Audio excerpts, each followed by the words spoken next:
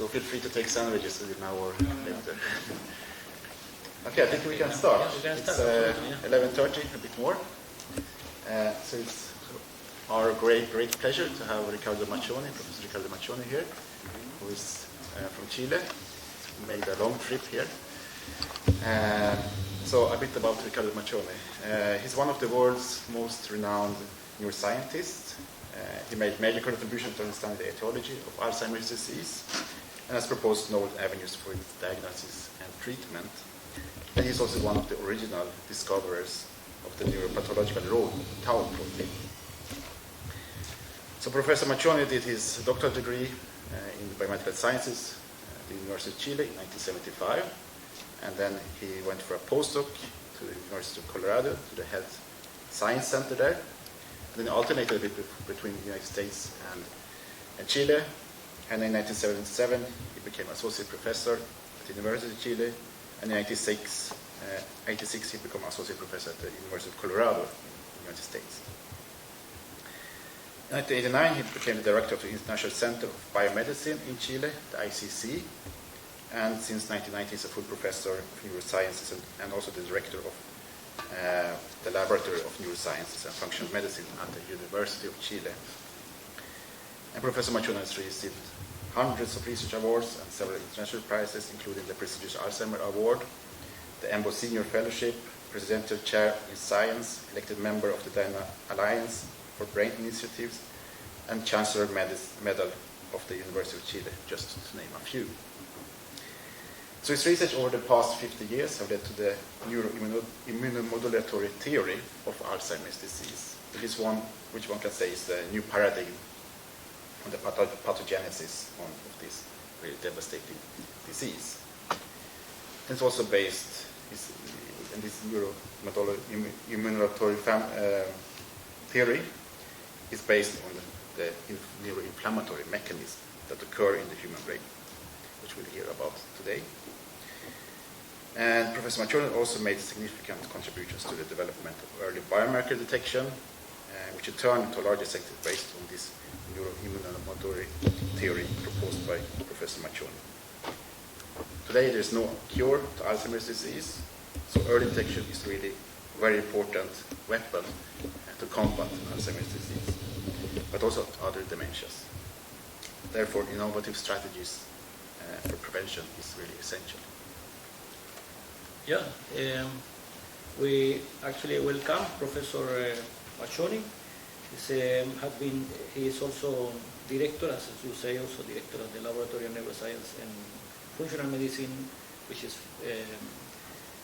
was actually raised with a lot of foundation from the United States when he was professor there, and also director of this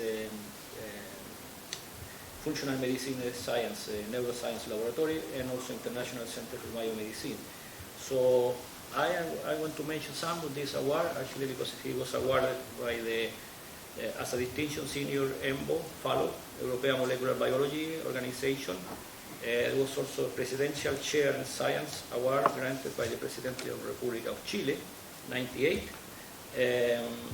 Was also Alzheimer Award from the Alzheimer Association, 99. And honorary outstanding research in Alzheimer's disease dementia at the Harvard University. So we had the pleasure actually to welcome Professor Riccardo Maccioni, and the lecture today, or the talk today, will be about the neuroimmunomodulation theory in Alzheimer's disease, impact of its early detection and prevention. Welcome, Professor Maccioni, and thank you very much for being with us today. Thank you, Jose. First, at all, it's a real pleasure and honor to be at the Karolinska Institute.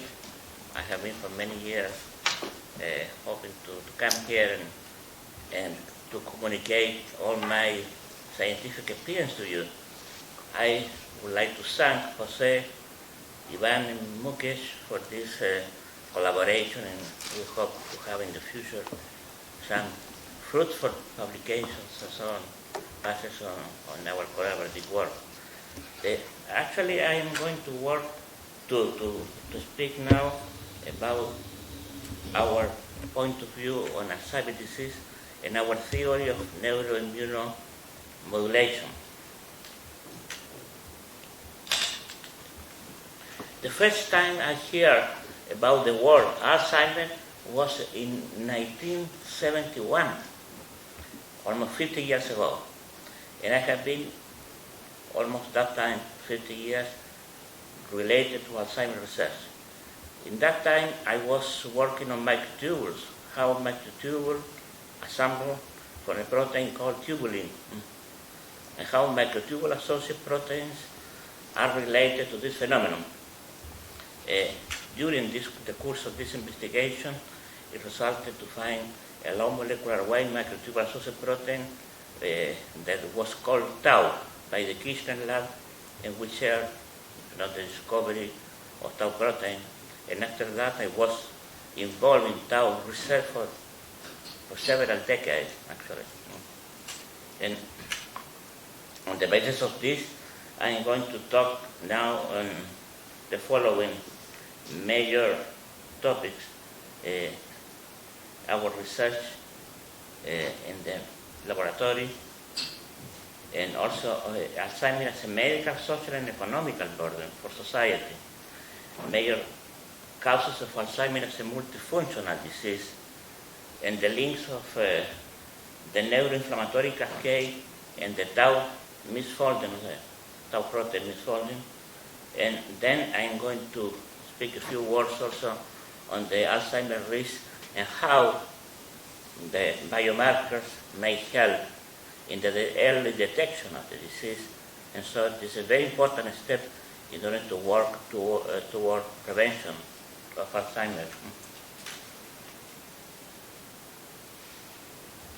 In our laboratory of the International Center for Biomedicine in Chile, we have been working in an integrated view, starting from very basic science at molecular level of proteins, amyloid and tau protein. But as a consequence of that, we have developed several biomarkers related to the techniques for diagnosis of Alzheimer's disease. But in the area of neuroimaging, we have been working on PET technology for tau protein also in another project, working also on the neuropsychology in the area of developing new approaches for neuropsychological assessment of Alzheimer's patients. This is part of the research in our center, and some ideas about avenue for treatment of Alzheimer's disease, developing several molecules, and especially in our approach on natural molecules, nutraceutical compounds that can be used for the treatment and for the intervention of Alzheimer's patients. Yeah, our center has been acknowledged as a center of excellence throughout the world, developing cutting-edge research and a strong link to society also. Our Alzheimer's prevention campaign has benefited people in Chile in a very significant way. I will explain later. With respect to epidemiology, you are probably very familiar with the impact of this real pandemic that is Alzheimer's disease. The increase in life expectancy worldwide triggered a significant increase in cognitive disorders and Alzheimer's disease. The people live more and more, and this means the probability to get such kind of diseases increase. It doesn't mean that Alzheimer's is only related to aging. It's related to many, many other factors too. I will try to explain this. World population is looking for prevention plans. It's very urgent to have prevention strategies in order to work with the patients and facilitate quality of life people with cognitive problems and how to prevent the disease. Alzheimer's affects more women than men. This is a real problem, and we have been working on the ideas for a project with Ivan and our group in Chile on the hormone impact at this level. this is very interesting that the increase in the incidence of the disease is significantly higher in Latin American countries in the developing world as compared with Europe and United States. The reasons for that are variable. There are many speculations of that, but it depends very much on the life conditions, poverty, lack of educational trends, and all this, may impact in an increase of the incidence of the disease. That's why our project in our foundation, in our laboratory, is to flatten the growth of the curve for the disease and trying to diminish the incidence in terms of campaigns for the social activity in order to decrease the incidence and the causes of Alzheimer's disease. You can see here, for example, a projection for 2050 is significantly higher in Latin America as compared with the average throughout the world. Every 3 seconds, when I count 3 seconds, there is a new patient in the world with the contract the Alzheimer's disease. There are 52 million people suffering the disease today. This is very impacting. Yeah. That's why it's very, very important to have an integrated view on the disease, to control incidence, economical impact, and solution for society. Dementia is not suffered by the patient, it's suffered by the entire family and the caregivers.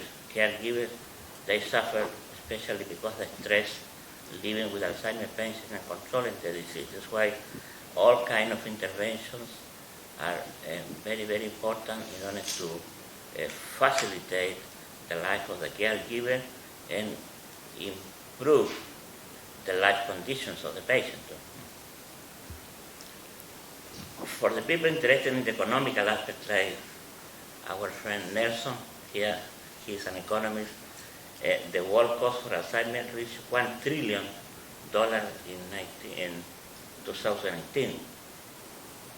That's why Alzheimer's is considered one of the 20 important economies according to the amount of money being spent, in controlling the disease and controlling the patients throughout the world. Developing countries are behind the necessary plan to face this upcoming crisis. As I mentioned here, United States, among other countries, they have calculated that America will save almost $7.9 trillion if an early detection approach is found in the world, in an early detection being an efficient method, to detect in the early phases of the disease cognitive impairment and probably Alzheimer's disease. Main causes of the pathogenesis of Alzheimer's disease, we can mention first inflammation. Our major approach has been to work with inflammation models and to work at the clinical level to investigate, how inflammatory factors at the level of the brain have an incidence in the disease. In this respect,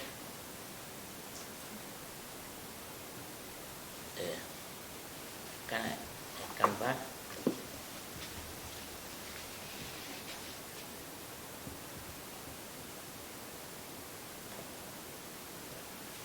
The tau protein is one of the major responsible for the disease. What happens with tau protein? There are two main points to consider that among several aspects of tau research. Tau is bound to microtubules through different sequences. It's called the repetitive sequence of repeats. The microtubule interact with the microtubule side. there is a kind of electrostatic interaction between positive charges of the lysine residues, mainly of tau protein, with the carboxy terminal domain of the tubulin molecule. This is the way how control the integrity of microtubule and stabilize microtubule structure against this dynamic instability that we worked in the 70s. In that time, we found that tau is one of the important microtubule associated protein controlling the integrity of microtubules in the neuron, dependent on the need of neuron for the transport processes in the cell. It's important to mention here that as soon as tau protein phosphorylates in certain residues, mainly serines and threonine 205, 209, this phosphorylation renders the protein to have an independent behavior, actually, and the facility to self-associate itself to form tau aggregate, and those tau aggregate grows to form finally the paired helical filament. And this process is a pathological process, obviously, leading finally to the neurofibrillary tangles, which were found by Alois Alzheimer in 1906, more than 100 years ago. When I started to work on this field, nobody knew about the molecular basis of the finding of Alzheimer. I am talking about the beginning of the 70s. Alzheimer discovered the neurofibrillary tangles, and then using the Cajal techniques, but for many, many years, nobody knew the mechanism of this tau self-association. Yeah, and what happened is tau first, when dissociates from microtubule, there is a collapse on the cytoarchitecture, on the neuronal cytoskeleton. And this collapse is associated with the role of tau in forming this aggregate that finally will turn into paired helical filament and finally in the neurofibrillary tangles. Tau binds to microtubules through the specific domains, as I mentioned, and we worked for several years in identifying all the domains on tau protein being responsible for tau interaction, not only with microtubule, tau interaction with actin filaments and neurofilaments in the neuron, and to stabilize the entire cytoarchitecture of the neuronal cells.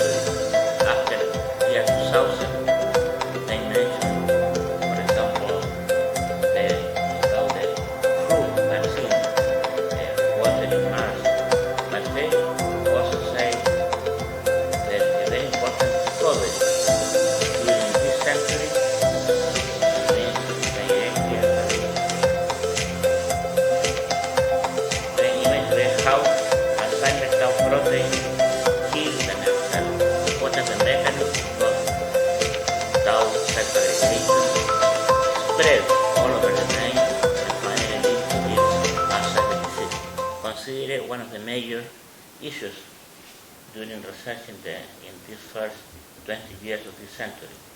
That's why we call it the Big Bang of Alzheimer's disease. Tau protein unfolding. This starts first with the role of protein kinases, the phosphorylate tau. We were the first to discover the CDK5. This was in 1996, was the major enzyme phosphorylating tau, at least in 3 or 4 different sites, which are called the pathological site of tau. And then GSK3 beta glycogen's protein kinase, was also involved in phosphorylation at the C-terminus of tau protein. And all this phosphorylation rendered a phosphorylated form of tau, and the phosphorylated terms tends to open the structure, the tertiary structure, to create, a beta form, a beta structure. And beta forms in protein are generally linked to self-aggregation phenomena. This happens with prion protein, this happens with Huntington, it happens with C-nuclein protein in Parkinson's disease, for example. In all these protein phenomena are linked to pathological processes related to neurodegenerative disease. This is what happens with tau. It happens with different proteins in different pathological conditions, like neurodegenerative diseases.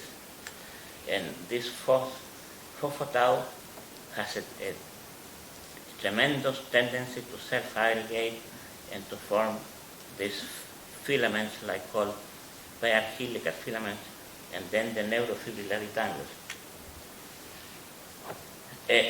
We described that several years ago, and how signal from oxidative stress, for example, amyloid, peptides, and so on, may affect the glial cell, especially microglia. Microglia is related to immune phenomena in the brain, native immunology. And these processes lead to final releases of pro-inflammatory factors, which will influence certain receptors in the neuron, and this will trigger finally phosphorylations of tau via the JAK-STAT system, the P38, and obviously the protein kinase CDK5, P35. We published during several years how the mechanism of P35, located in the neuronal membrane, interacts strongly with CDK5 after releasing a factor called P10 and P25. The factor P25 is the one determining the activity, the hyperactivity of CDK5. And this hyperactivation of CDK5 is responsible for tau phosphorylation and then the misfolding alterations in the pathology. That's why we have published recently how neuroinflammation is a common feature of neurodegenerative disorder. But is neuroinflammation the only phenomenon? Obviously not, because Alzheimer's is a multifactorial disease. There are many factors. We cannot say, for example, like many papers have published, that the beta amyloid, the peptide or the plaque are the only responsible. Obviously not.